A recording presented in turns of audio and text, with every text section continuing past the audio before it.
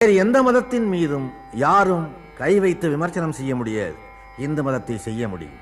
அப்படி செய்த பின்னாலேயும் கூட இந்து மதம் நிலைத்து நிற்கிறது என்றால் விமர்சனங்களையும் கடந்து அதனுடைய நியாயம் பரவி இருக்கிறது என்பது பொருள். இது வெறும் சந்நியாச மதம் அன்று, வானப்பிரஸ்தத்தை மட்டும் போதிக்கின்ற மதம் அன்று, எல்லோரும் துறவியாக வேண்டும், கடவுளை அடைய வேண்டும் என்று சொல்லுகிற மதம் அன்று. லௌகீக வாழ்க்கையிலேயும் இது கூடவே வந்து கொண்டிருக்கின்ற மதமாகும். எப்படி போகின்ற பாதையிலே எல்லாம், வருகின்ற அனுபவங்களிலே எல்லாம் திருக்குறளிலே ஒரு குறள் எதிரொலிக்கிறதோ, அப்படியே மனித வாழ்வில் ஏற்படுகின்ற அனுபவங்களின் போதெல்லாம் இந்து மதத்தின் ஏதாவது ஒரு தத்துவம் எதிரொலிக்கிறது. ஜனனம் தாய் தகப்பன் கொடுத்தது, மரணம் இறைவன் அழைப்பது. இரண்டுக்கும் இடைப்பட்ட வாழ்வு அரிதாரம் பூசாத ஒரு நடிப்பு.